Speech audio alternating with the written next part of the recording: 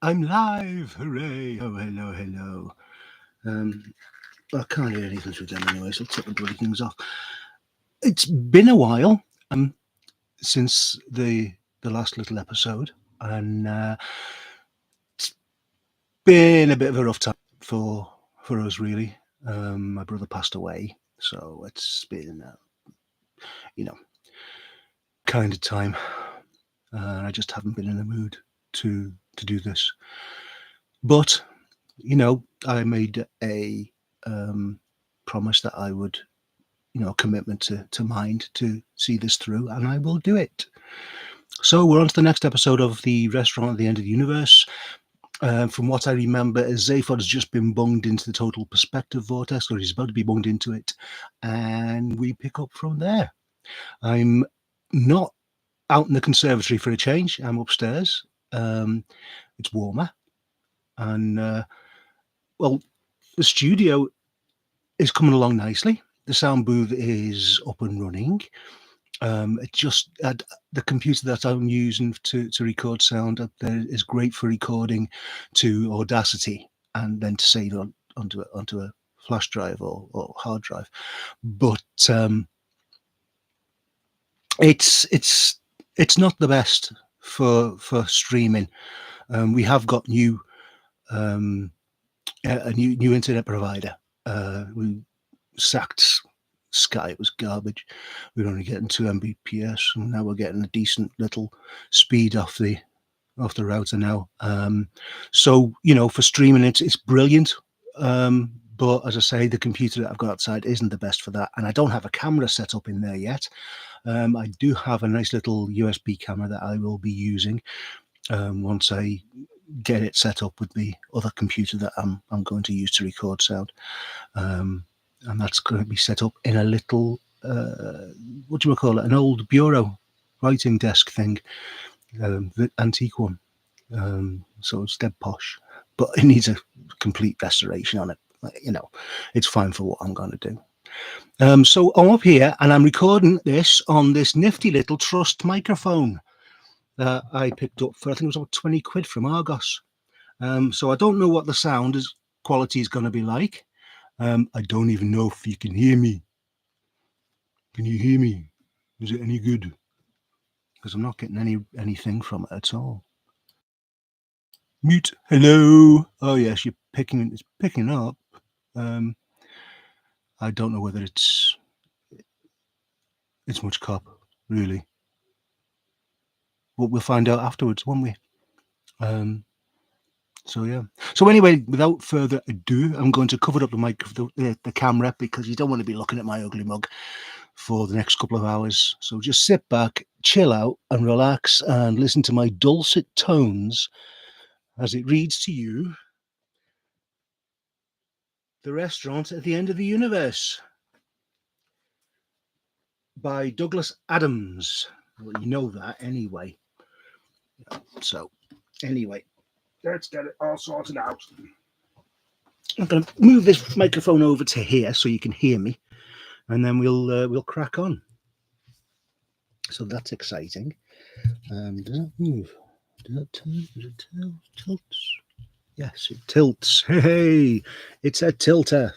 Marvelous. Okay.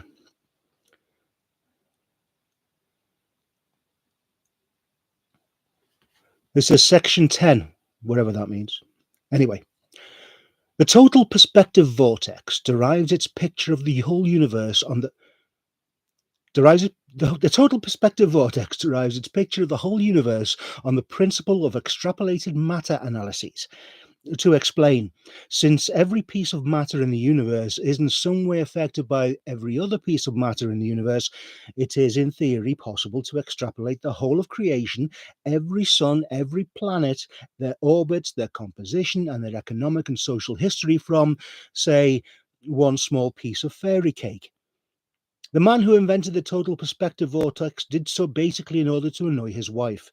Trin Tragula, for that was his name, was a dreamer, a thinker, a speculative philosopher, or, as his wife would have it, an idiot. And she would nag him incessantly about the about the utterly inordinate amount of time he spent staring out into space or mulling over the mechanics of safety pins or doing spectrographic analyses of pieces of fairy cake. "Have some sense of proportion," she would say, sometimes as often as 38 times in a single day. And so he built the total perspective vortex just to show her. And into one end he plugged the whole of reality as extrapolated from a piece of fairy cake, and into the other end he plugged his wife, so that when he turned it on, she saw in one instant the whole infinity of creation and herself in relation to it. To Trin Tragula's horror, the shock completely annihilated her brain, but to his satisfaction he realized that he had proved conclusively that if life is going to exist in a universe of this size, then the one thing it cannot afford to have is a sense of proportion. The door of the vortex swung open. From his disembodied mind, Gargravar watched dejectedly. He had rather liked Zaphod Beeblebrox in a strange sort of way. He was clearly a man of many qualities, even if they were mostly bad ones. He waited for him to flop forwards out of the box, as they all did. Instead, he stepped out. "Hi." "Beeblebrox," gasped Gargravar's mind. Did I use that voice for Gargravar? I can't remember. I'm going to do it anyway. "Beeblebrox," gasped Gargravar's mind in amazement. "Hey, could I have a drink, please?" said Zaphod. You have been in the vortex," stammered Gargravar. "Hey, you saw me, kid." "And it was working?" "Sure was." "And you saw the whole infinity of creation?" "Sure. Really neat place, you know that?" Gargravar's mind was reeling in astonishment. Had his body been with him, it would have sat down heavily with its mouth hanging open. "And you saw yourself," said Gargravar, "in relation to it all?" "Oh, yeah. "But what did you experience?" Zaphod shrugged smugly. "You know, he just told me what I knew all the time. I'm a really terrific and great guy. Hey, didn't I tell you, baby? I'm Zaphod Beeblebrox." His gaze passed over the machinery which powered the vortex and suddenly stopped, startled. He breathed heavily. "Hey," he said, "is that really a piece of fairy cake?" He ripped the small piece of confectionery from the censers with which it was surrounded. "If I told you how much I needed this," he said ravenously, "I wouldn't have time to eat it." He ate it. A short while later, he was running across the plain in the direction of the ruined city. The dank air wheezed heavily in his lungs, and he frequently stumbled with the exhaustion he was still feeling. Night was beginning to fall too, and the rough ground was treacherous. The elation of his recent experience was still with him, though. The whole universe. He had seen the whole universe stretching to infinity around him. Everything. And with it had come the clear and extraordinary knowledge that he was the most important thing in it. Having a conceited ego is one thing. Actually being told by a machine is another. It, he didn't have time to reflect on this matter. Gargravar had told him that he would have to alert his masters as to what had happened, but that he was prepared to do that he was prepared to leave a decent interval before doing so, enough time for Zaphod to make a break and find somewhere to hide. What he was going to do, he didn't know, but feeling that he was the most important person in the universe gave him the confidence to believe that something would turn up. Nothing else on this blighted planet could give him much grounds for optimism. He ran on and soon reached the outskirts of the abandoned city. He walked along cracked and gaping roads, riddled with scrawny weeds, the holes filled with rotting shoes. The buildings he passed were so crumbled and decrepit, he thought it was unsafe to enter any of them. Where could he hide? He hurried on. After a while, the remains of a wide, sweeping road led off from the one down which he was walking, and at its end lay a vast, low building surrounded with sundry smaller ones, the whole surrounded by the remains of a perimeter barrier. The large main building still seemed reasonably solid, and Zaphod turned off to see if it might provide him with, well, and with anything. He approached the building.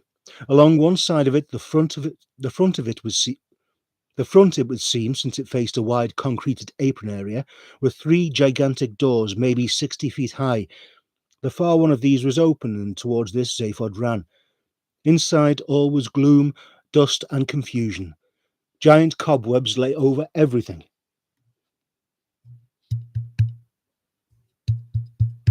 Pat. I don't know, it just doesn't seem to be working, does it? Hello? Well, anyway. Giant cobwebs lay over everything. Part of the infrastructure of the building had collapsed, part of the rear wall had caved in, and a thick, choking dust lay inches over the floor. Through the heavy gloom... Oh, excuse me one more second. I'm going to check this. Just going to pause this for a moment, if I can. How do I pause it? Where's the pause button? Is there a pause button? I did. No. Cancel.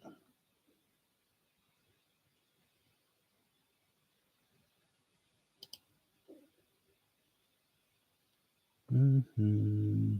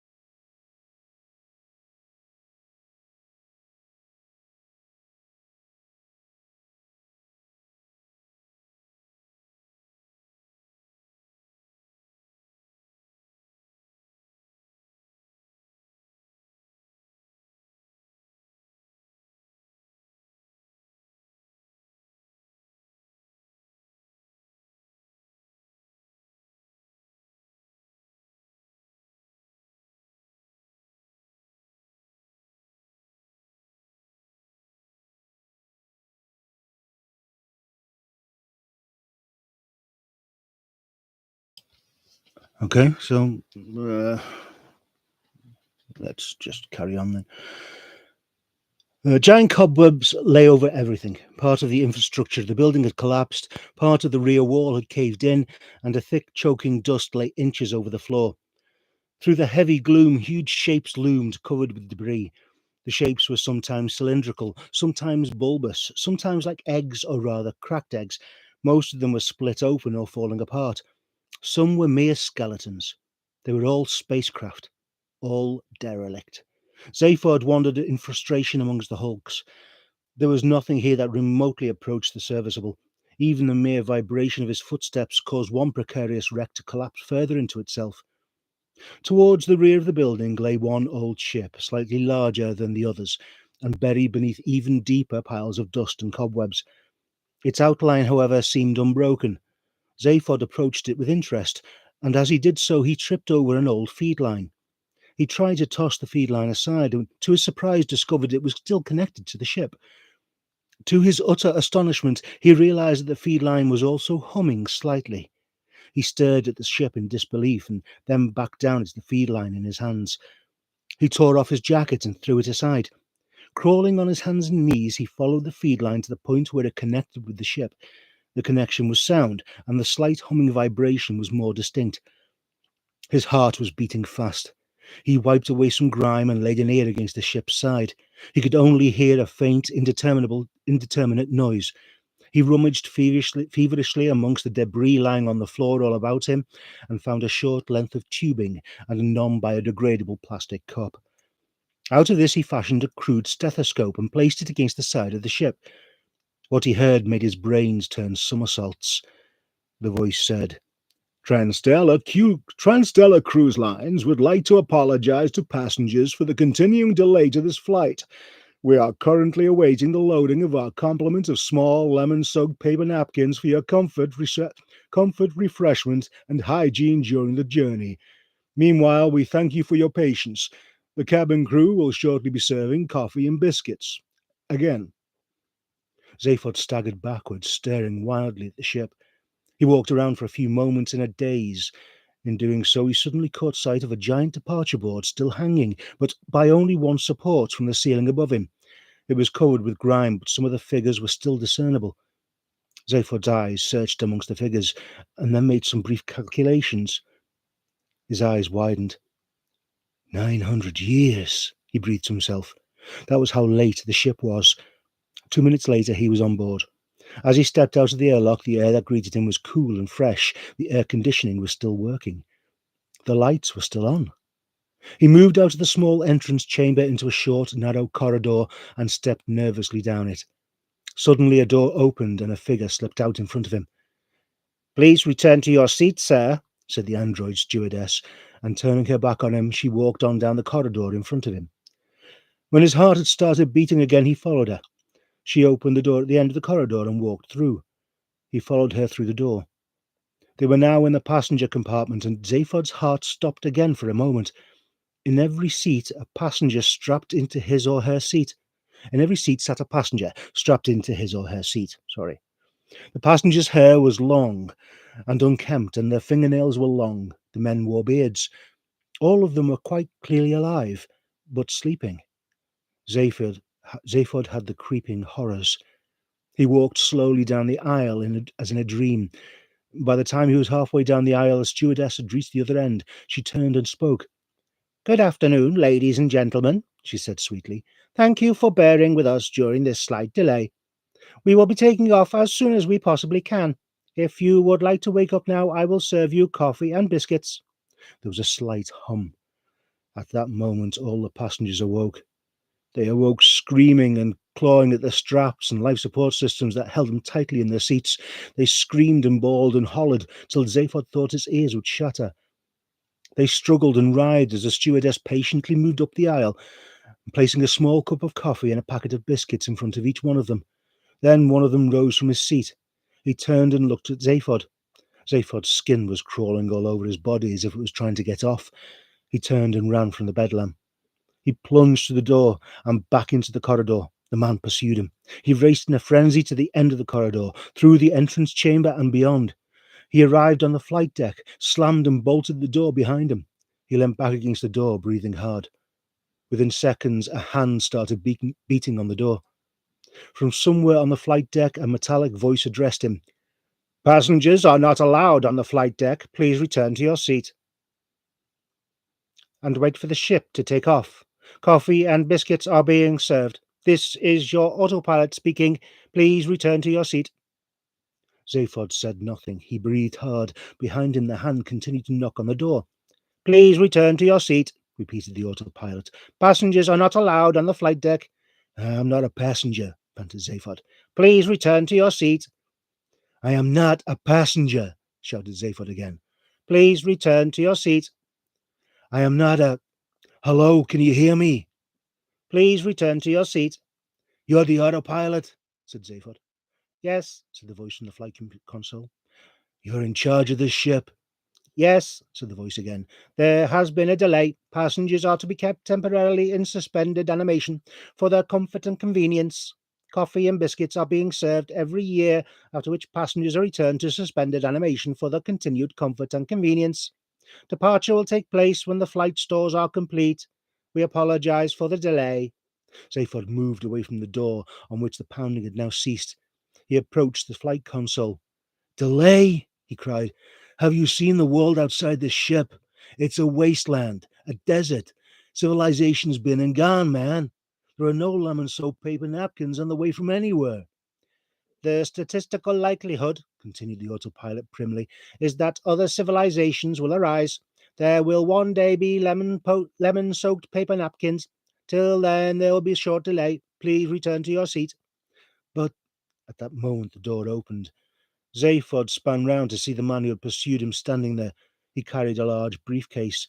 He was smartly dressed and his hair was short. He had no beard and no long fingernails. Zaphod Beeblebrox, he said. My name is Zarneywoop. I believe you wanted to see me.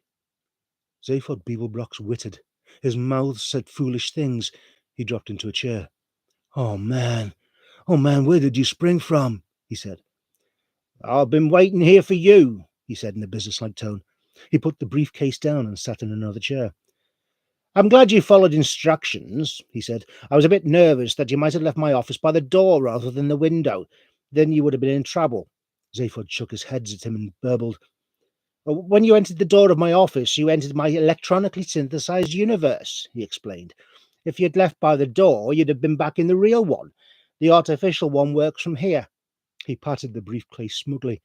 Zaphod glared at him with resentment and loathing. What's the difference? He muttered. Nothing, said Zarneywoop. They are identical. Oh, except I think the Frogstar fighters are grey in the real universe. What's going on? spat Zaphod. Oh, it's simple, said Zarneywoop. His self-assurance and smugness made Zaphod seethe. Very simple, repeated Zarneywoop. I discovered the coordinates at which this man could be found, the man who rules the universe, and discovered that his world was protected by an improbability field. To protect my secrets and myself, I retreated to the safety of this totally artificial universe and hid myself away in a forgotten cruise liner. I was secure. Meanwhile, you and I, said Zaphod angrily. You mean I knew you? Well, yes, said Zarneywoop. We knew each other well. I had no taste, said Zaphod, and resumed a sullen silence. Meanwhile, you and I arranged that you would steal the improbability drive ship, the only one which could reach the ruler's world, and bring it to me here. This you've now done, I trust, and I congratulate you. He smiled a tight little smile, which Zaphod wanted to hit with a brick. Oh, and in case you were wondering, added Zarneywoop, this universe was created specifically for you to come to. You're therefore the most important person in this universe. You would never, he said with an even more breakable smile, have survived the total perspective vortex in the real one. Shall we go? Where? Said Zaphod sullenly. He felt collapsed. To your ship, the Heart of Gold. You did bring it, I trust? No. Well, where's your jacket? Zaphod looked at him in mystification. My jacket? I took it off. It's outside. Good. We'll go and find it. Zarneywoop stood up and gestured to Zaphod to follow him. Out in the entrance chamber again, they could hear the screams of the passengers being fed coffee and biscuits.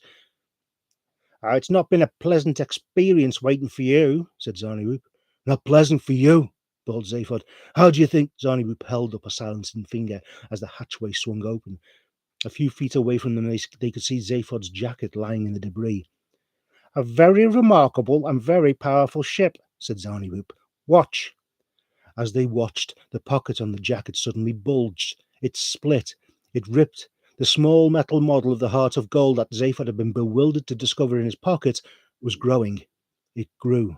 It continued to grow. It reached, after 2 minutes, its full size. At an improbability level, said Zarneywoop, of, I don't know, but something very large. Zaphod swayed. You mean I had it with me all the time? Zarneywoop smiled. He lifted up his briefcase and opened it. He twisted a single switch inside it. Goodbye, artificial universe, he said. Hello, real one. The scene before them shimmered briefly and reappeared exactly as before. You see, said Zarneywoop, exactly the same. You mean, repeated Zaphod tautly, that I had it with me all the time? Oh, yes, said Zarneywoop. Of course, that was the whole point. That's it, said Zaphod. You can count me out from here on. You can count me out from here on in. You can count me out. You can count. Sorry, I'll do that again. That's it, said Zaphod. You can count me out. From here on in, you can count me out. I've had all I want of this. You play your own games. Oh, I'm afraid you cannot leave, said Zarniwoop. You're entwined in the improbability field. You cannot escape. He smiled a smile that Zaphod had wanted to hit, and this time Zaphod hit it. Ford Prefect bounded up to the bridge of the Heart of Gold. Trillian! Arthur! He shouted. It's working! The ship's reactivated! Trillian and Arthur were asleep on the floor.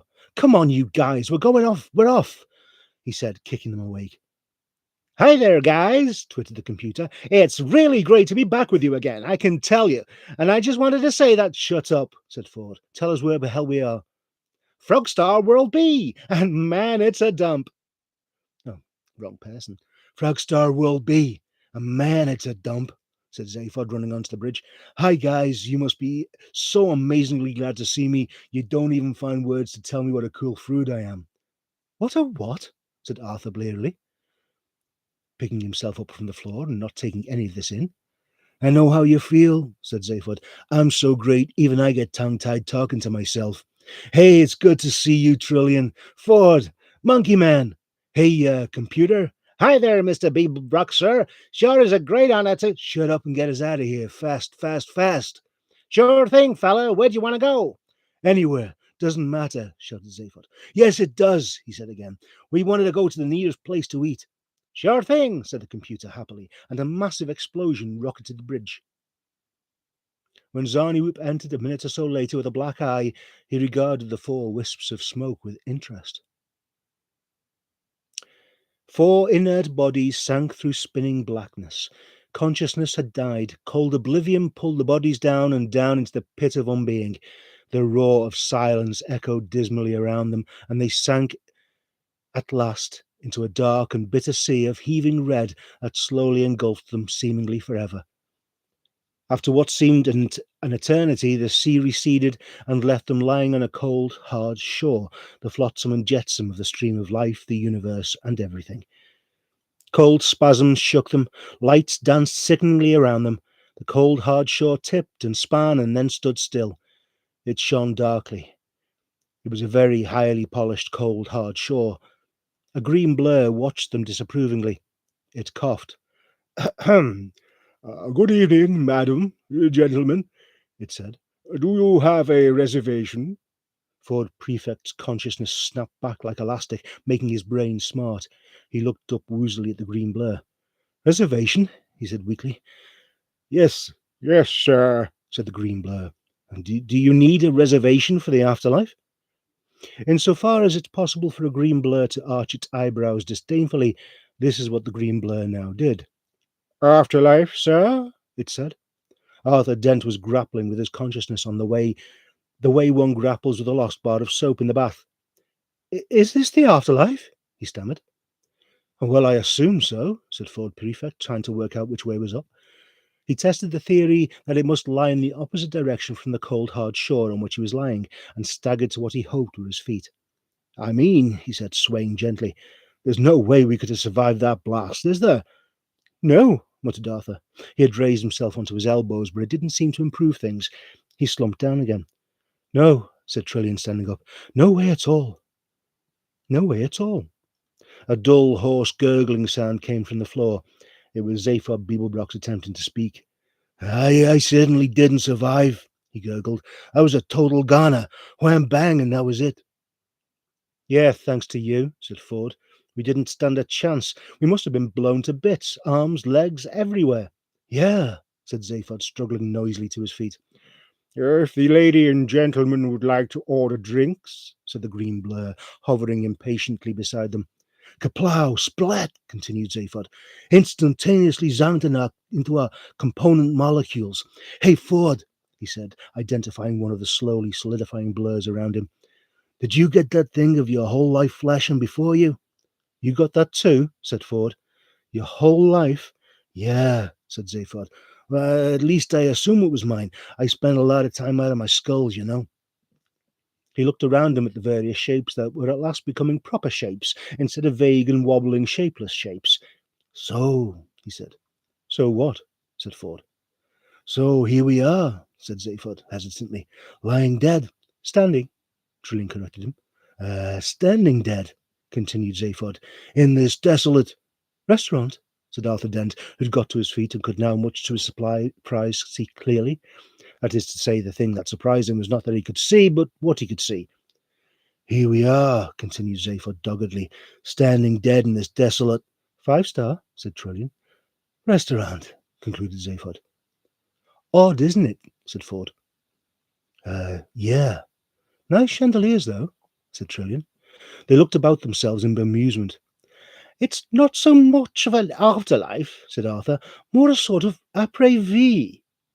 The chandeliers were in fact a little on the flashy side, and the low vaulted ceiling from which they hung would not, in an ideal universe, have been painted in that particular shade of deep turquoise, and even if it had been, it wouldn't have been highlighted by concealed mood lighting.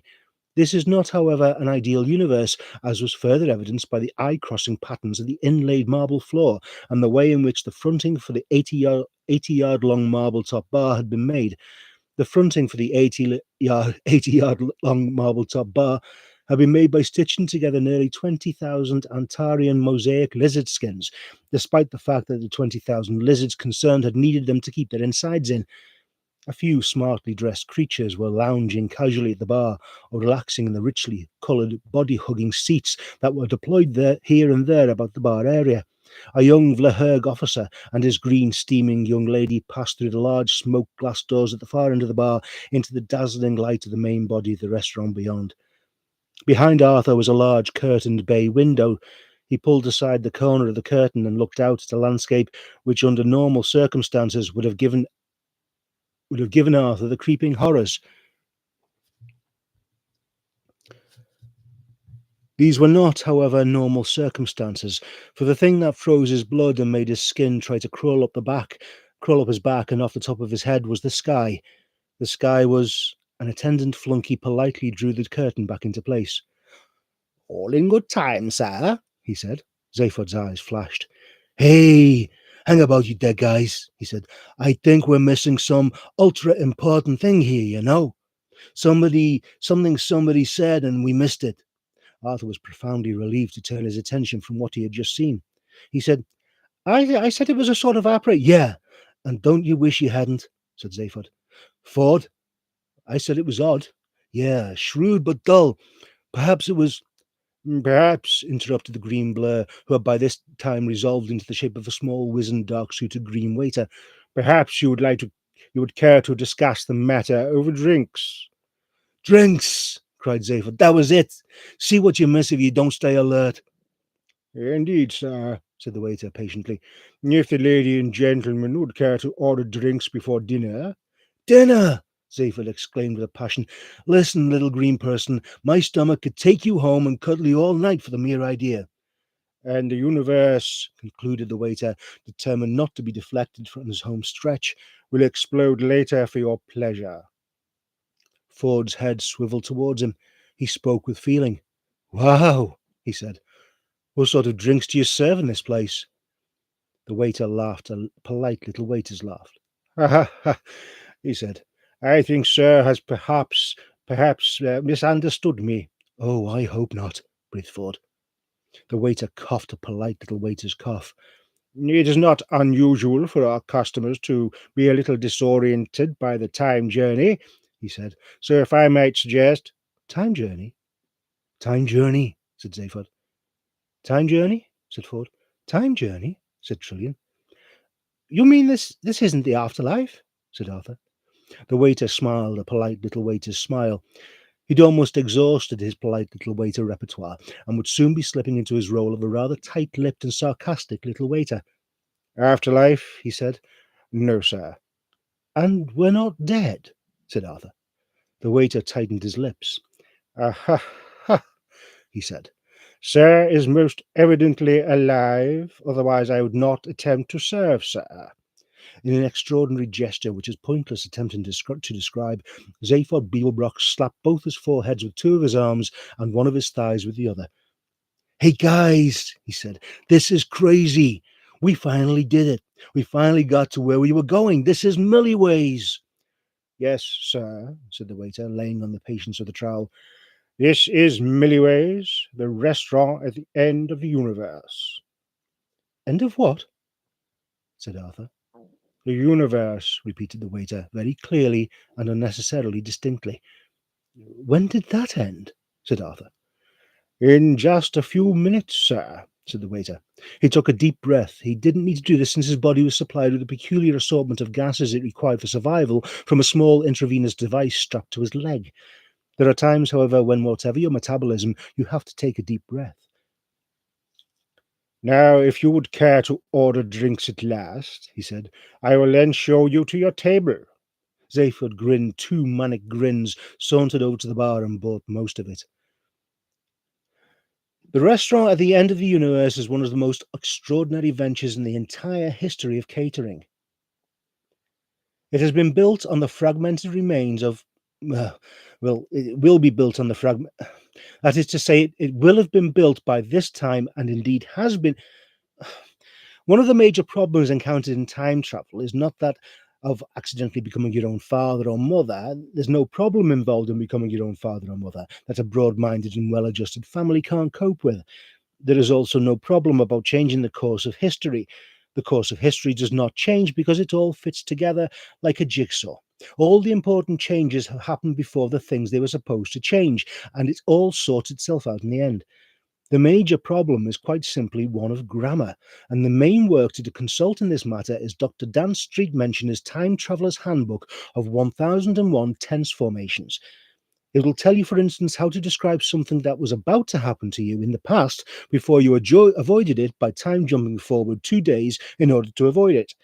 The event will be described differently according to whether you're talking about it from the standpoint of your own natural time, from a time in the furthest future, or a time in the further past, and is further complicated by the possibility of conducting conversations while you are actually travelling from one time to another with the intention of becoming your own father or mother. Most readers get as far as the future semi-conditionally modified subverted plagal past subjunctive intentional before giving up. Whew. And in fact, in later editions of the book, all the pages beyond this point have been left blank to save on printing costs. The Hitchhiker's Guide to the Galaxy skips lightly over this tangle of academic abstraction, pausing only to note that the term future perfect has been abandoned since it was discovered not to be. To resume, the restaurant at the end of the universe is one of the most extraordinary ventures in the entire history of catering. It is built on the fragmented remains of an eventually ruined planet, which is Wilhavenby, enclosed in a vast time bubble and projected forward in time to the precise moment of the end of the universe. This is, many would say, impossible. In it, guests take, will and on take, their places at table and eat, will and on eat, sumptuous meals whilst watching, will and watching, the whole of creation explode around them. This is, many would say, equally impossible. You can may and arrive on when for any sitting you like without prior late for when reservation, because you can book retrospectively, as it were, when you return to your own time. You can have on book having a for when presooning returning winter retro home. This is, many would now insist, absolutely impossible. At the restaurant you can meet and dine with, may and meet and con with dining on when, a fascinating cross-section of the entire population of space and time. This, it can be explained patiently, is also impossible. You can visit it as many times as you like, may and on visit, re-on visiting, and so on. For further tense corrections, consult Dr. Street Mentioner's book. And be sure of never meeting yourself because the embarrassment this usually causes. This, even if the rest were true, which it isn't, is patently impossible, say the doubters. All you have to do is deposit 1 penny in a savings account in your own era, and when you arrive at the end of time, the operation of compound interest means that the fabulous cost of your meal has been paid for. This, many claim, is not merely impossible, but clearly insane, which is why the advertising executives of the star system of Bastablon came up with this slogan: if you've done 6 impossible things this morning, why not round it off with breakfast at Millieways, the restaurant at the end of the universe? At the bar, Zaphod was rapidly becoming as tired as a newt. His head's knocked together and his smiles were coming out of sync. He was miserably happy. Zaphod, said Ford, whilst you're still capable of speech, would you care to tell me what the photon happened? Where have you been? Where have we been? Small matter, but I'd like it cleared up. Zaphod's left head sobered up, leaving his right to sink further into the obscurity of drink. Yeah, he said. I've been around. They want me to find the man who rules the universe, but I don't care to meet him. I believe the man can't cook. His left head washed his right head, saying this, and then nodded. True, it said. Have another drink. Ford had another Pan-Galactic Gargle Blaster, the drink which has been described as the alcoholic equivalent of a mugging, expensive and bad for the head. Whatever had happened, Ford decided he didn't really care too much. Listen, Ford, said Zaphod, everything's cool and fruity.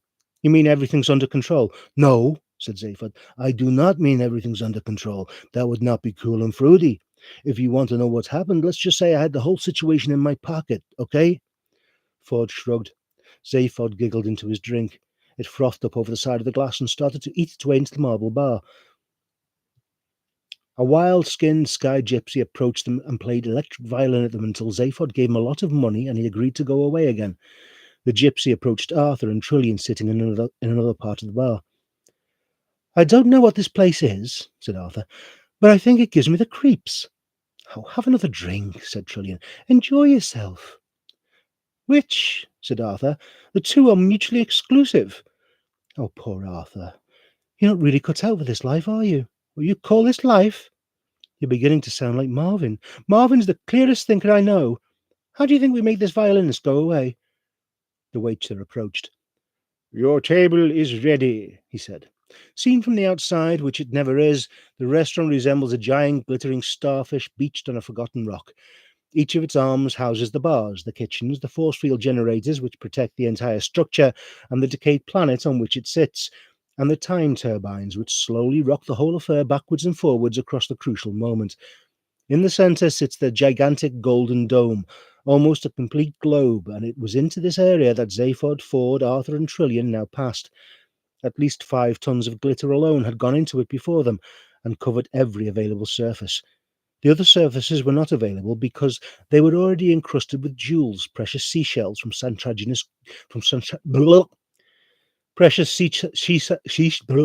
precious seashells from Santraginus, gold leaf, mosaic tiles, lizard skins, and a million unidentifiable embellishments and decorations.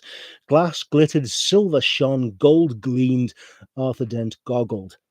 Wowee, said Zaphod. Zappo. Incredible, breathed Arthur. The people, the things. The things, said Ford Prefect quietly, are also people. The people, resumed Arthur. The other people. The lights, said Trillian. The tables, said Arthur. The clothes, said Trillian. The waiter thought they sounded like a couple of bailiffs. The end of the universe is very popular, said Zaphod, threading his way unsteadily through the throng of tables, some made of marble, some of rich ultra-mahogany, some even of platinum, and at each a party of exotic creatures chatting amongst themselves and studying menus. People like to dress up for it, continued Zaphod. Gives it a sense of occasion. The tables were fanned out in a large circle around a central stage area where a small band were playing light music. At least 1,000 tables was Arthur's guess, and it's at least 1,000 tables was Arthur's guess, and interspersed among them were the swaying palms, hissing fountains, grotesque statuary. In short, all the paraphernalia common to all restaurants where little expense has been spared to give the impression that no expense has been spared. Arthur glanced around, half expecting to see someone making an American Express commercial. Express commercial, even. Zaphod lurched into Ford, who lurched back into Zaphod. Wowee, said Zaphod. Zappo, said Ford. And my great-granddaddy must have really screwed up the computer's works, you know, said Zaphod. I told it to take us to the nearest place to eat, and it sent us to the restaurant at the end of the universe. Remind me to be nice to it one day. He paused. Hey, everybody's here, you know. Everybody who was anybody. Was, said Arthur. Well, at the end of the universe, you have to use the past tense a lot, said Zaphod, because everything's been done, you know. Hi, guys, he called out to a nearby party of giant iguana life forms. How did you do? Is that Zaphod Beberbrox? Asked one iguana of another iguana.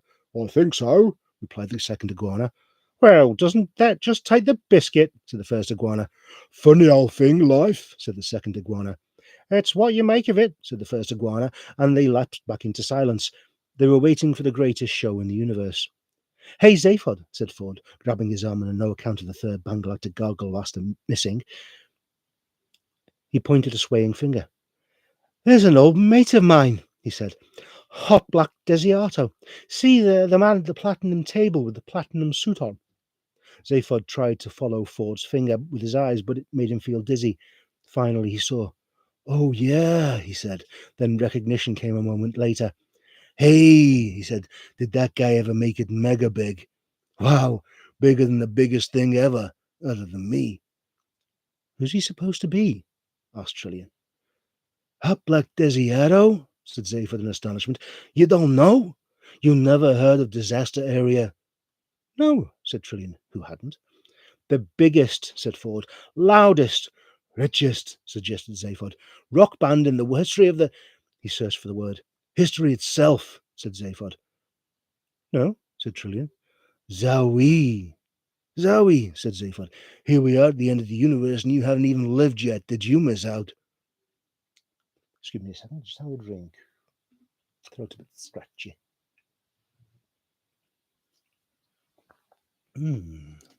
Vimto.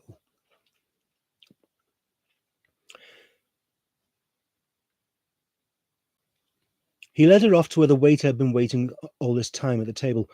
Arthur followed them, feeling very lost and alone. Ford waded off through the throng to renew an old acquaintance. "Hey, Hot Black," he called out. "How are you doing? Great to see you, big boy. How's the noise? You're looking great. Really very, very fat and unwell. Amazing." He slapped the man on the back and was mildly surprised that it seemed to elicit no response. The Pangalactic Gargle Blasters swirling around inside him told him to plunge on regardless. "Remember the old days," he said. "We used to hang out, right? The Bistro Illegal, remember? Slim's Throat Emporium, the Evil Drone Boozerama. Great days, eh?" Hot Black Desiato offered no opinion as to whether or not they were great days or not. Ford was not perturbed. "And when we were hungry, we'd pose as public health inspectors, you remember that? And go around confiscating meals and drinks, right? Till we got food poisoning. Oh, and then there were the long nights of talking and drinking in those smelly rooms above the Cafe Lewingratch in town, you beetle. And you were always in the Lex room trying to write songs in the agita, and we hated them. And you said you didn't care, and we said we did because we hated them so much." Ford's eyes were beginning to mist over. "And you said you didn't want to be a star," he continued, wallowing in nostalgia, "because you despised the star system. And we said, Hadra and Suliju and me, that we didn't think you had the option. What do you do now? You buy star systems." He turned and solicited the attention of those at nearby tables. "Here," he said, "is a man who buys star systems." Hot Black Desiato made no attempt either to confirm or deny this fact, and the attention of the temporary audience waned rapidly. "I think someone's drank," muttered a purple bush-like being into his wine-glass. Ford staggered slightly and sat down heavily on the chair facing Hot Black Desiato. "What's that number you do?" he said, unwisely grabbing at a bottle for support and tipping it over into a nearby glass as it happened. Not to waste a happy accident, he drained the glass. "Oh, that really huge number," he continued. "How does it go? Blom, blom, ba something. And in the stage act, you do, it ends up with this ship crashing right into the sun, and you actually do it." Ford crashed his fist into his other hand to illustrate this feat graphically. He knocked the bottle over again. "Ship, sun, wham, bang!" he cried. "I mean, forget lasers and stuff. You guys are into solar flares and real sunburn. Oh, and terrible songs." His eyes followed the stream of liquid glugging out of the bottle onto the table. Something ought to be done about that, he thought. "Hey, do you want a drink?" he said. It began to sink into his squelching mind that something was missing from this reunion, and that the missing something was in some way connected with the fact that the fat man sitting opposite him in the platinum suit and the silvery trilby had not yet said, "Hi, Ford," or "Great to see you after all this time," or in fact anything at all. More to the point, he had not even moved. "Hot Black?" said Ford. A large, meaty hand landed on his shoulder from behind and pushed him aside. He slid graciously off his seat and peered upwards to see if he could spot the owner of the discourteous hand. The owner was not hard to spot on account of his being something of the order of 7 feet tall and not slightly built with it. In fact, he was built the way one builds leather sofas, shiny, lumpy, and with lots of solid stuffing. The suit into which the man's body had been stuffed looked as if its only purpose in life was to demonstrate how difficult it was to get this sort of body into a suit. The face had the texture of an orange and the colour of an apple, but there the resemblance to anything sweet ended. "Kid,"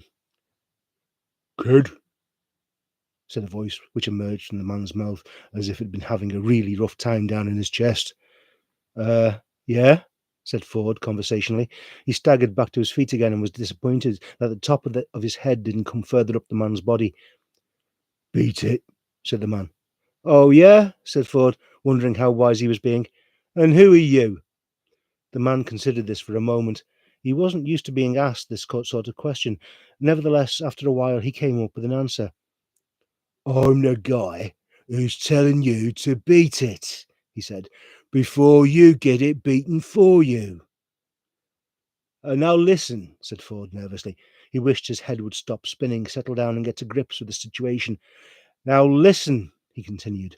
"I am one of Hot Black's oldest friends, and—" He glanced at Hot Black Desiato, who still hadn't moved so much as an eyelash. "And," said Ford again, wondering what would be a good word to say after "and." The large man came up with a whole sentence to go after "and." He said it.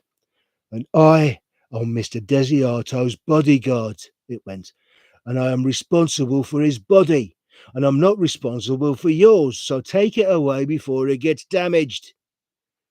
"Now, wait a minute," said Ford. "No minutes," boomed the bodyguard. "No waiting. Mr. Desiato speaks to no one." "Well, perhaps you'd let him say what he thinks about the matter himself," said Ford. "He speaks to no one," bellowed the bodyguard. Ford glanced anxiously at Hot Black again and was forced to admit to himself that the bodyguard seemed to have the facts on his side. There was not the slightest sign of movement, let alone keen interest in Ford's welfare. "Why?" said Ford. "What's the matter with him?" The bodyguard told him. The Hitchhiker's Guide to the Galaxy notes that Disaster Area, a plutonium rock band from the Gagrakaka mine zones, are generally held to be not only the loudest rock band in the galaxy, but in fact the loudest noise of any kind at all.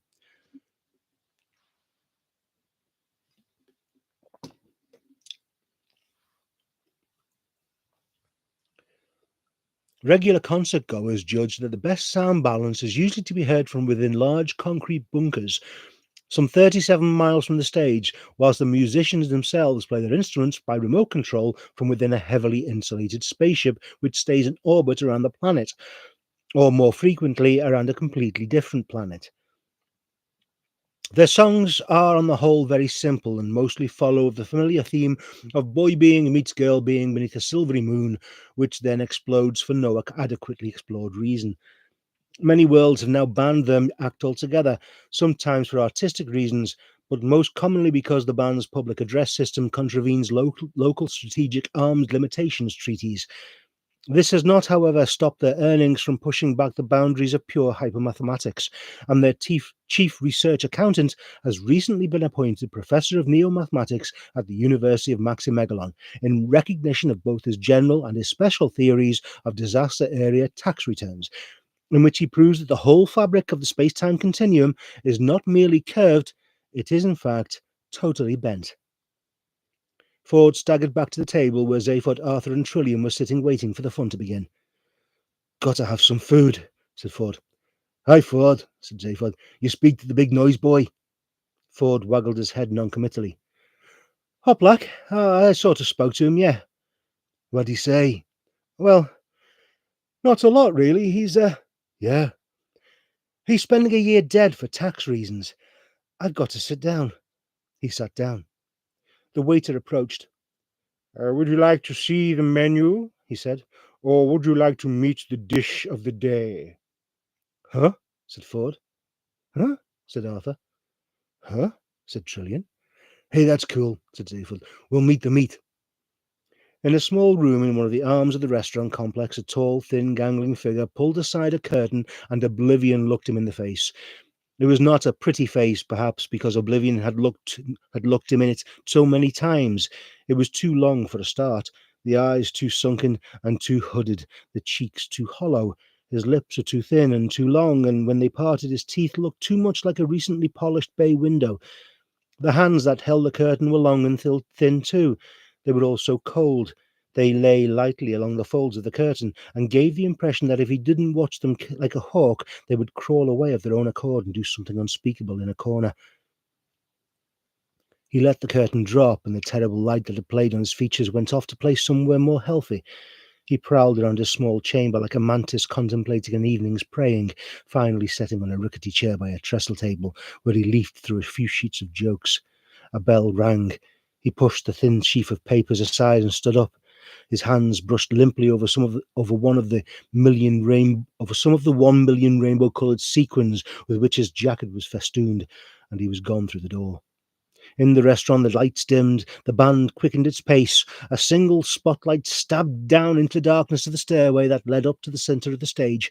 Up the stairs bounded a tall, brilliantly coloured figure. Up the stairs bounded a tall, brilliantly coloured figure. He burst onto the stage, tripped lightly up to the microphone, removed it from its stand with one swoop of his long, thin hand, and stood for a moment bowing left and right to the audience, acknowledging their applause and displaying them to the bay window. And displaying to them his bay window. Gordon Bennett. He waved to his particular friends in the audience, even though there weren't any there, and waited for the applause to die down. He held up his hand and smiled a smile that stretched not merely from ear to ear, but seemed to extend some way beyond the mere confines of his face. "Thank you, ladies and gentlemen," he cried. "Thank you very much. Thank you so much." He eyed them with a twinkling eye. "Ladies and gentlemen," he said, "the universe as we know has now been in existence for over 170,000 million billion years, and will be ending in little over half an hour. So welcome one and all to Milliways, the restaurant at the end of the universe." With a gesture, he deftly conjured another round of spontaneous applause. With another gesture, he cut it. "I'm your host for tonight," he said. "My name is Max Quadrupleen." Everybody knew this. His act was famous throughout the known galaxy, but he said it for the fresh applause it generated, which he acknowledged with a disclaiming smile and wave. "And I've just come straight from the very other end of the universe. And I've just come straight from the very other end of time, where I've been hosting a show at the Big Bang Burger Bar, which I can tell you we had a very exciting evening, ladies and gentlemen, and I will be with you right through this historic occasion. I can't speak, I'm sorry about this.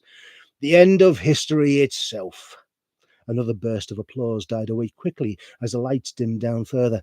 On every table, candles ignited themselves spontaneously, eliciting a slight gasp from all the diners and wreathing them in 1,000 tiny flickering lights and 1,000,000 intimate shadows. A tremor of excitement thrilled through the darkened restaurant as the vast golden dome above them began very, very slowly to dim, to darken, to fade. Max's voice was hushed as he continued. "So, ladies and gentlemen," he breathed, "the candles are lit. The band plays softly, and as the force-shielded dome above us fades into transparency, revealing a dark and sullen sky hung heavy with the ancient light of livid, swollen stars, I can see we're all in for a fabulous evening's apocalypse." Even the soft tootling of the band faded away as stunned shock descended on all those who had not seen this sight before. A monstrous grisly light poured in on them, a hideous light, a boiling pestilential light, a light that would have disfigured hell. The universe was coming to an end. For a few interminable seconds, the restaurant spanned silently through the raging void. Then Max spoke again. "For those of you who ever hoped to see the light at the end of the tunnel," he said, "this is it." The band struck up again. "Thank you, ladies and gentlemen," cried Max. "I'll be back with you again in just a moment. Meanwhile, I'll leave you in the capable hands of Mr. Reg Nullify and his cataclysmic combo. Big hand, please, for ladies and gentlemen, for Reg and the boys." The baleful turmoil of the skies continued. Hesitantly, the audience began to clap, and after a moment or so, normal conversation resumed. Max began his round of the tables, swapping jokes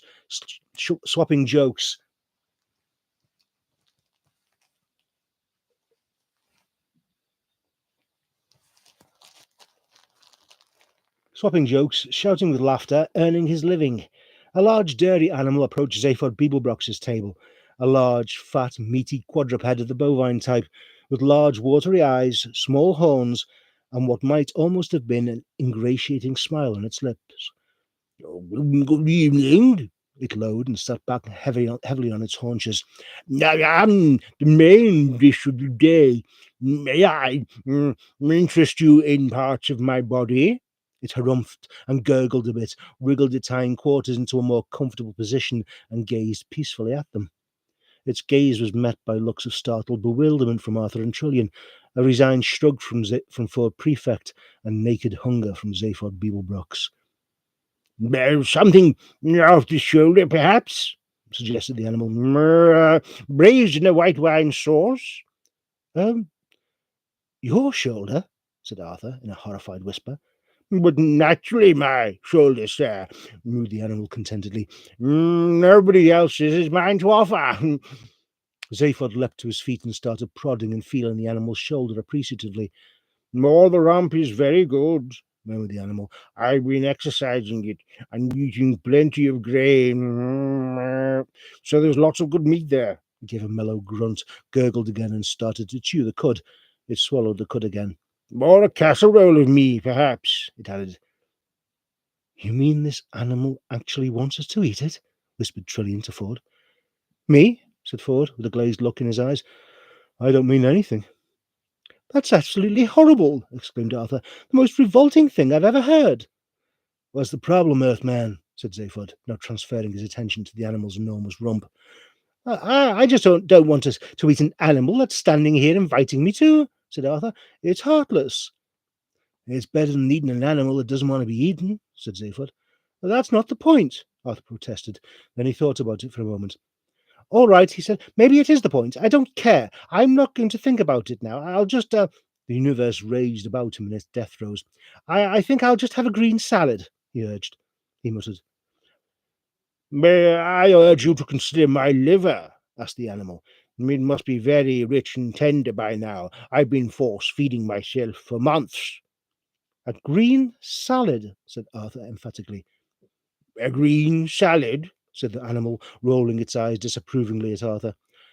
"Are you going to tell me," said Arthur, "that I shouldn't have green salad?" "Well," said the animal, "I know many vegetables that are very clear on that point, which is why it was eventually decided to cut through the whole tangled problem and breed an animal that actually wanted to be eaten and was capable of saying so clearly and distinctly. And here I am." It managed a very slight bow. "Glass of water, please," said Arthur. "Look," said Zaphod, "we want to eat. We don't want to make a meal of the issues. 4 rare steaks, please, and hurry. We haven't eaten in 576,000 million years." The animal staggered to its feet. It gave a mellow gurgle. "Very wise choice, sir, if I may say so. Very good," it said. "I'll just nip off and shoot myself." It turned and gave a friendly wink to Arthur. "Don't worry, sir," he said. "I'll be very humane." It waddled unhurriedly off into the kitchen. A matter of minutes later, the waiter arrived with 4 huge steaming steaks. Zaphod and Ford wolfed straight into them without a second's hesitation. Trillian paused, then shrugged and started into hers. Arthur stared at his, feeling slightly ill. "Hey, Earthman," said Zaphod with a malicious grin on the face that wasn't stuffing itself. "What's eating you?" And the band played on. All around the restaurant, people and things relaxed and chatted. The air was filled with talk of this and that, and with the mingled sense of exotic plants, extravagant foods, and insidious wines. For an infinite number of miles in every direction, the universal cataclysm was gathering to a stupefying climax. Glancing at his watch, Max returned to the stage with a flourish. "And now, ladies and gentlemen," he beamed, "is everyone having one last wonderful time?" "Yes," called out the sort of people who call out yes when comedians ask them if they're having a wonderful time. "Oh, that's wonderful," enthused Max. "Absolutely wonderful. And as the photon storms gather in swirling crowds around us, preparing to tear apart the last of the red-hot suns, I know you're all going to settle back and enjoy with me what I know we'll find an immensely exciting and terminal experience. He paused. He caught the audience with a glittering eye. Believe me, gentlemen, ladies and gentlemen, he said, there's nothing penultimate about this one. He paused again. Tonight his timing was immaculate. Time after time he'd done this show, night after night. Not that the word night had any meaning here at the extremity of time. All there was the endless repetition of the final moment as the restaurant rocked slowly forward over the brink of time's furthest edge and back again. This night was good, though. The audience was writhing in the palm of his sticky hand. His voice dropped. They had to strain to hear him. This, he said, really is the absolute end. The final chilling desolation in which the whole majestic sweep of creation becomes extinct. This, ladies and gentlemen, is the proverbial it. He dropped his voice still lower. In the stillness, a fly would have not dared clear his throat. After this, he said, there is nothing. Void. Emptiness. Oblivion. Absolute nothing. His eyes glittered again, or did they twinkle? Nothing, except a course for the sweet trolley and a filed selection of Aldebaran liqueurs. The band gave him a musical sting. He wished they wouldn't. He didn't need it. Not an artist of his caliber. He could play the audience like his own musical instrument. They were laughing with relief. He followed on. And for once, he cried cheerily, you don't need to worry about having a hangover in the morning, because there won't be any more mornings. He beamed at his happy, laughing audience. He glanced up at the sky, going through the same dead routine every night. But his glance was only for a fraction of a second. He trusted it to do its job as one professional trusts another. And now, he said, strutting about the stage, at the risk of putting a damper on the wonderful sense of doom and futility here this evening, I'd like to welcome a few parties. He pulled a card from his pocket. Do we have, he put up a hand to hold back the cheers, do we have a party here from the Zanslaquasia Flammarian Bridge Club from beyond the void of Kvarn? Are they here? A rousing cheer came from the back, but he pretended not to hear them. He peered around, trying to find them. Are they here? He asked again, to elicit a louder cheer. He got it, as he always did.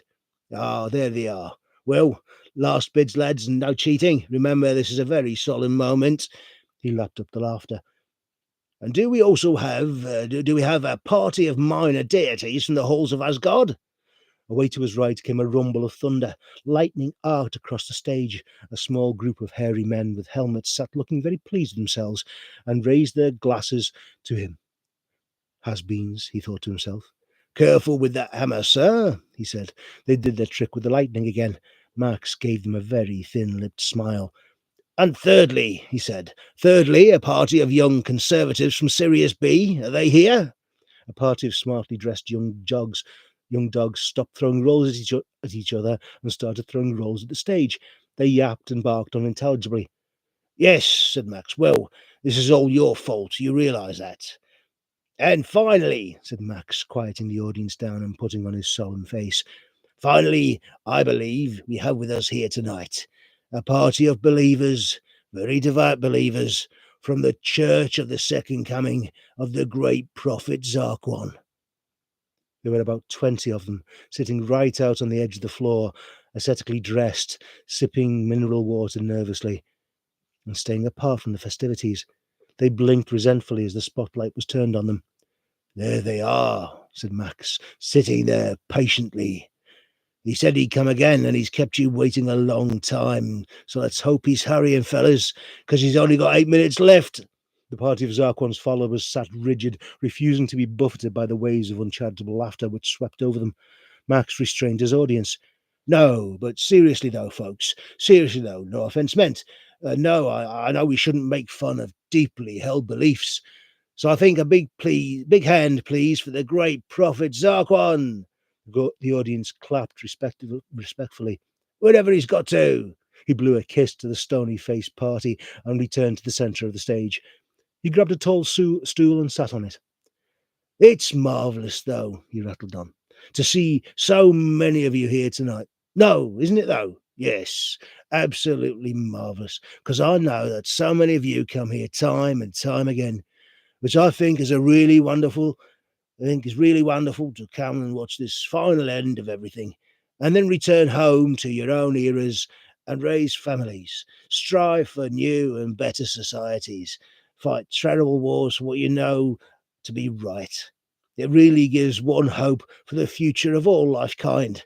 Except, of course, he waved at the blitzing turmoil above him and around them, that we know it hasn't got one. Arthur turned to Ford. He hadn't quite got this place worked out in his mind. Look, surely, he said, if the universe is about to end, don't we go with it? Ford gave him a 3 galactic gargle blaster look. In other words, a rather unsteady one.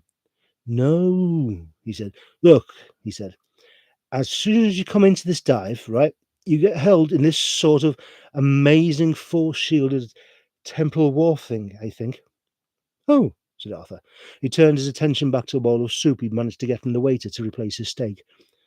Look, said Ford, I'll show you. He grabbed a napkin off the table and fumbled hopelessly with it. Look, he said again, imagine this napkin, right, as the temporal universe, right, and this spoon as a transductional mode in the matter curve. It took him a while to say this last part, and Arthur hated to interrupt him. That's the spoon I was eating with, he said. All right, said Ford. Imagine this spoon. He found a small wooden spoon on a tray of relishes. This spoon, but found it rather tricky to pick up. No, better still, this fork. Hey, would you let go of my fork? Snapped Zaphod. All right, said Ford. All right. Why don't we say that this wine glass is the temporal universe? What, the one you've knocked on the floor? Did I do that? Yes. All right, said Ford. Forget that. I mean, oh, look. Do you know how the universe actually began? For a kick-off. Probably not, said Arthur, who wished he'd never embarked on any of this. All right, said Ford. Imagine this. Right, you get this bath, right? A large round bath, and it's made of ebony. Where from? Said Arthur. Harrods was destroyed by the Vogons. Doesn't matter. So you keep saying, listen, all right. You get this bath, see? Imagine you got this bath, and it's ebony, and it's conical. Conical? Said Arthur. What sort of shh? Said Ford. It's conical. So what you do, you see, you fill it with fine white sand, all right? Or sugar. Fine white sand or sugar. Anything. Doesn't matter. Sugar's fine. And when it's full, you pull the plug out. Are you listening? I'm listening.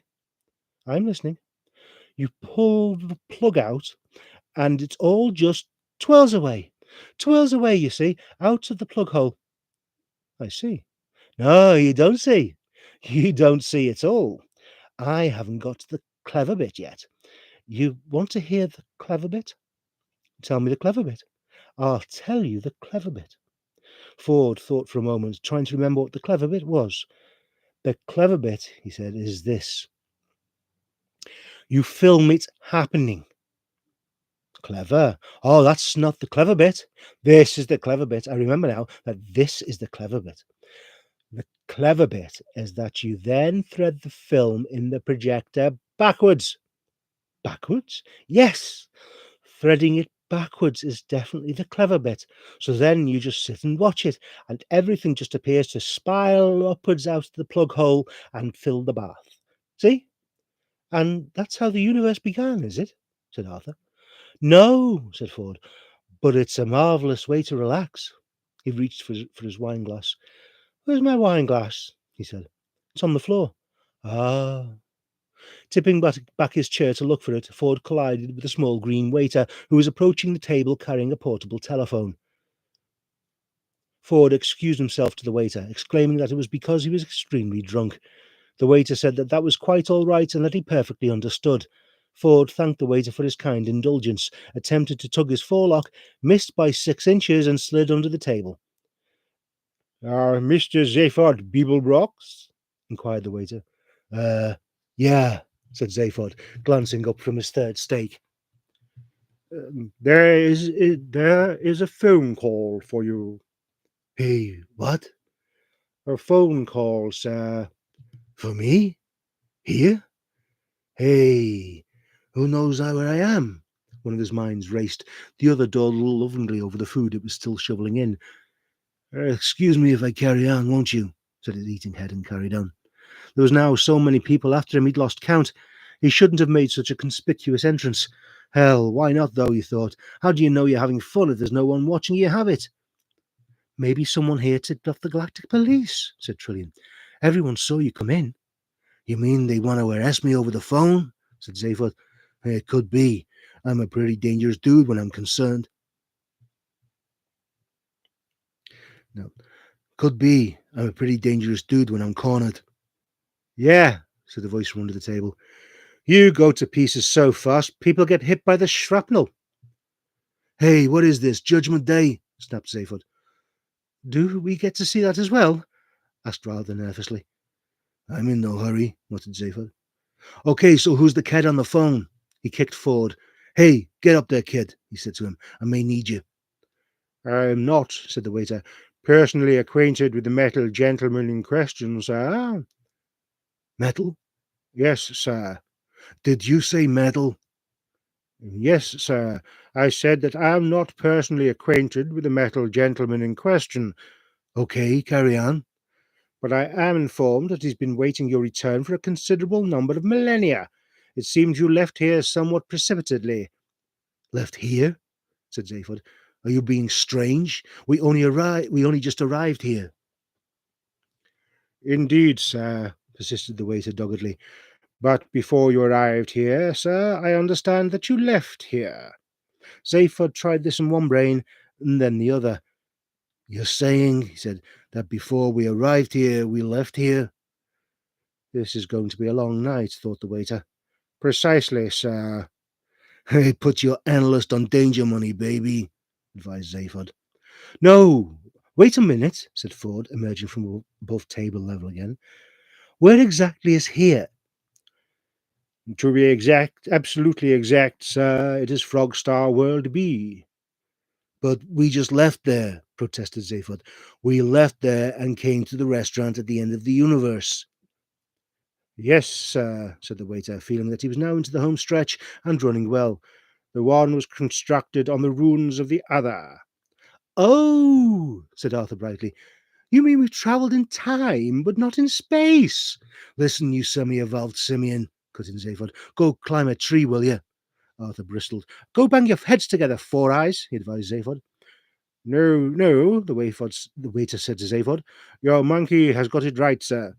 Arthur stuttered in fury and said nothing apposite or indeed coherent. You jumped forward, I believe, 576,000 million years while staying in exactly the same place, explained the waiter. He smiled. He had a wonderful feeling that he'd finally won through against what had seemed to be insuperable odds. Insuperable, I don't think that's a word, but it's written here. Like I say, I think I've got the American translations, and there's lots of weird things in it. Really sorry, but never mind. I'll try and find a proper one next time. That's it, said Zaphod. I got it. I told the computer to send us to the nearest place to eat. That's exactly what it did. Give or take 576,000 million years, we never moved. Hey, neat. They all agreed that this was very neat. But who, said Zaphod, is the cat on the phone? Whatever happened to Marvin? Said Trillian. Zaphod clapped his hands to his head. The paranoid android. I left him moping about on Frogstar B. When was this? Well, 576,000 million years ago, I suppose, said Zaphod. Hey, hand me the rapper I'd play, Captain. The little waiter's eyebrows wandered about his forehead in confusion. I beg your pardon, sir, he said. The phone, waiter, said Zaphod, grabbing it off him. Gee, you guys are so uninhibited, wonder your bums don't fall off. Indeed, sir. Hey, Marvin, is that you? Said Zaphod into the phone. How you doing, kid? There was a long pause before a thin, low voice came up on the line. I think you ought to know I'm feeling very depressed, it said. Zaphod cupped his hand over the phone. It's Marvin, he said. Hey, Marvin, he said into the phone again. We're having a great time. Food, wine, a little personal abuse, and the universe going boom. Where can we find you? Again the pause. You don't have to pretend to be interested in me, you know, said Marvin at last. I know perfectly well I'm only a menial robot. Okay, said Zaphod, but where are you? Reverse primary thrust, Marvin. That's what they say to me. Open airlock number 3, Marvin. Marvin, can you pick up that piece of paper? Can I pick up that piece of paper? Here I am, brain the size of a planet, and they ask me to. Yeah, sympathized Zaphod hardly at all. But I'm quite used to being humiliated, droned Marvin. I can even go and stick my head in a bucket of water if you like. Would you like me to go and stick my head in a bucket of water? I've got one ready. Wait a minute. Hey, Marvin, interrupted Zaphod, but it was too late. Sad little clunks and gurgles came up the line. What's he saying? Asked Trillian. Nothing, said Zaphod. He just phoned up to wash his head at us. There, said Marvin, coming back on the line and bubbling a bit. I hope that gave satisfaction. Yeah, said Zaphod. Now will you please tell us where you are? I'm in the car park, said Marvin. The car park? What are you doing there? Said Zaphod. Parking cars. What else is one doing in a car park? Okay, hang in there. We'll be right down. In one movement, Zaphod leapt to his feet, threw down the phone, and wrote Hot Black Desiato on the bill. Come on, you guys, he said. Marvin's in the car park. Let's get on down. What's he doing in the car park? Asked Arthur. Parking cars. What else, dum-dum? But what about the end of the universe? We'll miss the big movement. I've seen it. It's rubbish, said Zaphod. Nothing but a gnab gib. Oh, what? Opposite of a bing bang. Come on, let's get zappy. Few of the other diners paid them any attention as they weaved their way through the restaurant to the exit. Their eyes were riveted on the horror of the skies. An interesting effect to watch for, Max was telling him, is in the upper left-hand quadrant of the sky, where if you look very carefully, you can see the star system Hastramil boiling away into the ultraviolet. Anyone here from Hastramil? There were one or two slightly hesitant cheers from somewhere at the back. Well, said Max, beaming cheerfully at them, it's too late to worry about whether you left the gas on now.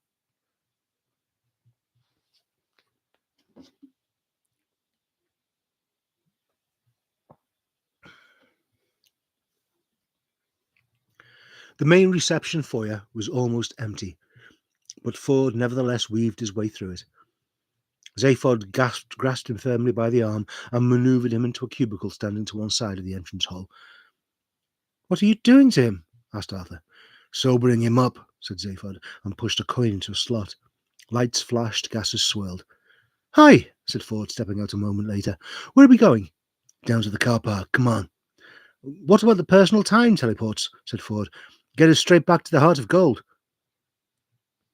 Get us straight back to the Heart of Gold.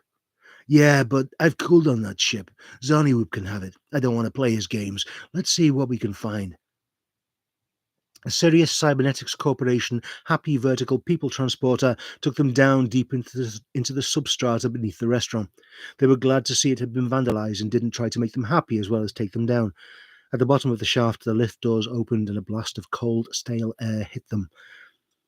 The first thing they saw on leaving the lift was a long concrete wall with over 50 doors in it, offering lavatory facilities for all of 50 major life forms. Nevertheless, like every car park in the galaxy throughout the entire history of car parks, this car park smelled predominantly of impatience. They turned a corner and found themselves on a moving catwalk that traversed a vast cavernous space that stretched off into the dim distance. It was divided off into bays, each of which contained a spaceship belonging to one of the diners upstairs. Some smallish and utilitarian mass production models, others vast shining limo ships, the playthings of the very rich. Zaphod's eyes sparkled with something that may or not have been avarice as he passed over them. In fact, it's best to be clear on this point. Avarice is definitely what it was. There he is, said Trillian. Marvin, down there. They looked to where she was pointing. Dimly they could see a small metal figure listlessly rubbing a small rag on one remote corner of a giant silver sun cruiser. At short intervals along the moving catwalk, wide transparent tubes led down to floor level. Zaphod stepped off the catwalk into one and floated gently downwards. The others followed. Thinking back to this later, Arthur Dent thought it was the single most enjoyable experience of his travels in the galaxy. "Hey, Marvin," said Zaphod, striding over towards him. "Hey, kid, are we pleased to see you?" Marvin turned, and insofar as it's possible for a totally inert metal face to look reproachfully, this is what it did. "No, you're not," he said. "No one ever is." "Suit yourself," said Zaphod, and turned away to ogle the ships. Ford went with him. Only Trillian and Arthur actually went up to Marvin. "No, really, we are," said Trillian, and patted him in a way that he disliked intensely. "Hanging around, waiting for us all this time." 576,000,300,579 years, said Marvin. "I counted them." "Well, here we are now," said Trillian, feeling quite correctly, in Marvin's view, that it was a slightly foolish thing to say. "The first 10 million years were the worst," said Marvin, "and the second 10 million years, they were the worst too. The third million years I didn't enjoy at all. After that I went into a bit of decline." He paused just long enough to make them feel they ought to say something, and then interrupted. "It's the people you meet in this job that really get you down," he said, and paused again. Trillian cleared her throat. "Is that—" "The best conversation I had was over 40 million years ago," continued Marvin. Again the pause. "Oh, and that was with the coffee machine." He waited. "You don't like talking to me, do you?" said Marvin in a low, desolate tone. Trillian talked to Arthur instead. Further down the chamber, Ford Prefect had found something of which he very much liked the look. Several such things, in fact. "Zaphod," he said in a quiet voice, "just look at some of these little star trolleys." Zaphod looked and liked. The craft they were looking at was, in fact, pretty small but extraordinary, and very much a rich kid's toy.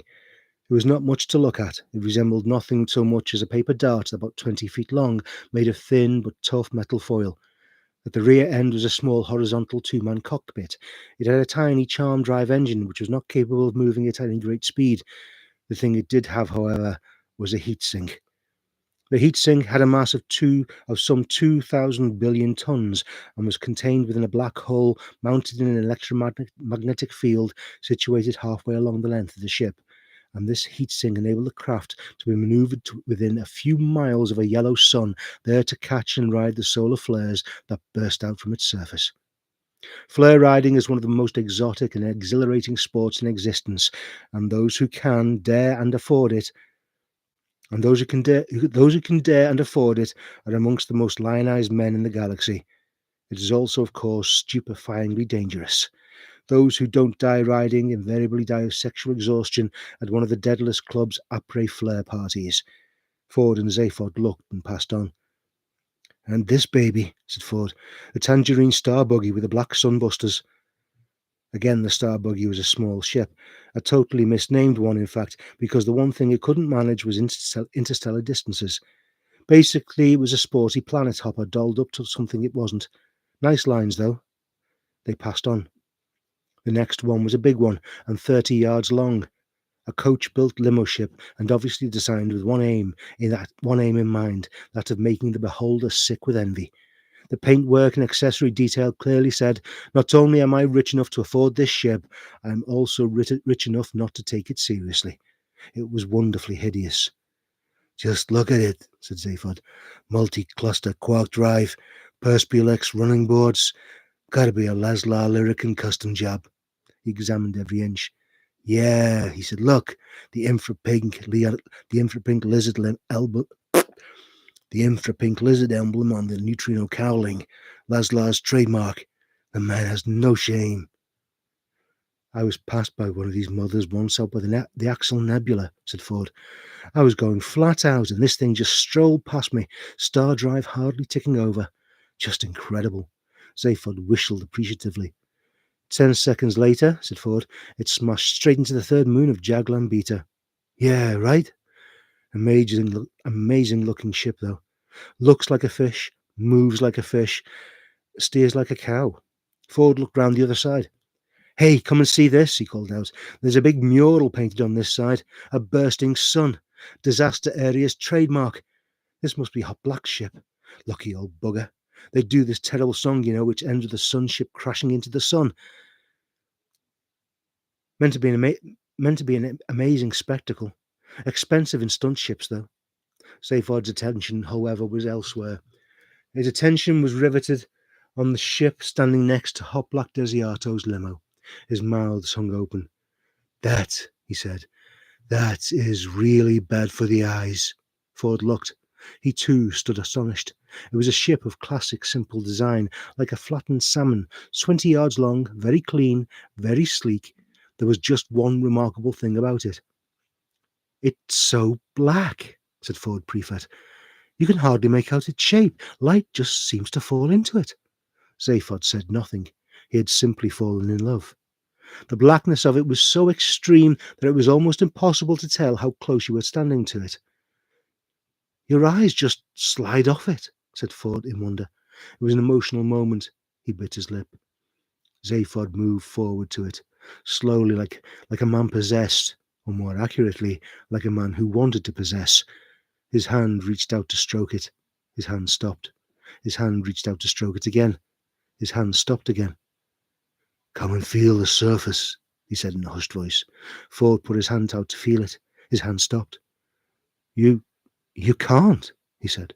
"See," said Zaphod, "it's just totally frictionless. This must be one mother of a mover." He turned to look at Ford seriously. At least one of his heads did. The other stayed gazing in awe at the ship. "What do you reckon, Ford?" he said. "You mean," Ford looked over his shoulder. You mean stroll off with it?" "You think we should?" "You mean stroll off with it? You think we should?" "No." "Nor do I." "But we're going to, aren't we?" "How can we not?" They gazed a little longer till Zaphod suddenly pulled himself together. "We better shift soon," he said. "In a moment or so the universe will have ended and all the Captain Creeps will be pouring down here to find the Bourgemobiles." "Zaphod," said Ford. "Yeah." "How do we do it?" "Simple," said Zaphod. He turned. "Marvin," he called. Slowly, laboriously, and with a million little clanking and creaking noises that it had learned to simulate, Marvin turned around to answer the summons. "Come on over here," said Zaphod. "We got a job for you." Marvin trudged towards them. "I won't enjoy it," he said. "Yes, you will," enthused Zaphod. "There's a whole new life stretching out ahead of you." "Oh no, not another one," groaned Marvin. "Will you shut up and listen?" hissed Zaphod. "This time there's going to be excitement and adventure and really wild things." "Sounds awful," Marvin said. "Marvin, all I'm trying to ask you—" "I suppose you want me to open this spaceship for you." "What? Yeah.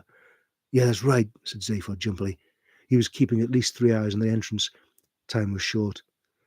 "Well, I wish you'd just tell me rather than try to engage my enthusiasm," said Marvin, "because I haven't got one." He walked up to the ship, touched it, and the hatchway swung open. Ford and Zaphod stared at the opening. "Don't mention it," said Marvin. "Oh, you didn't." He trudged away again. Arthur and Trillian clustered round. "What's happening?" asked Arthur. "Look at this," said Ford. "Look at the interior of this ship." "Weirder and weirder," breathed Zaphod. "It's black," said Ford.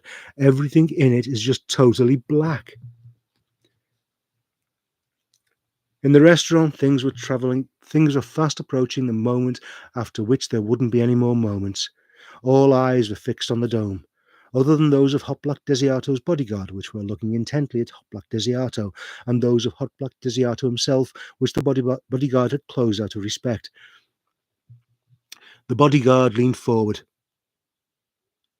over the table. Had Hot Black Desiato been alive, he probably would have deemed this a good moment to lean back or even go for a short walk. His bodyguard was not a man which improved with proximity.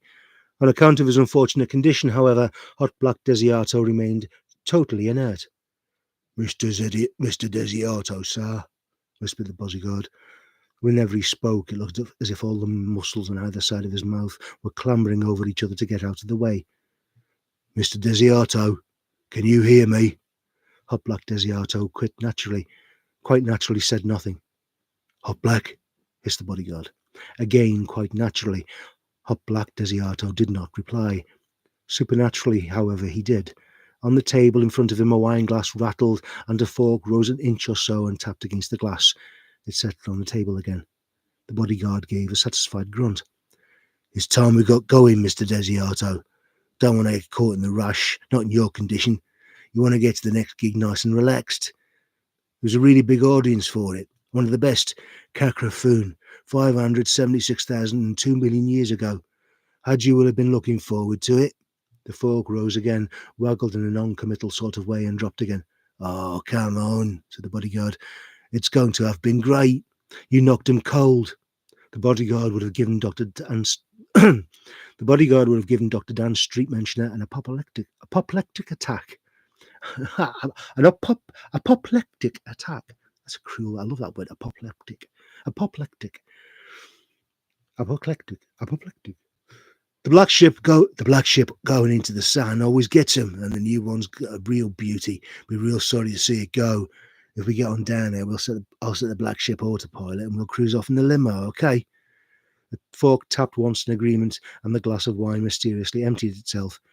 The bodyguard wheeled Hot Black Desiato's chair out of the restaurant.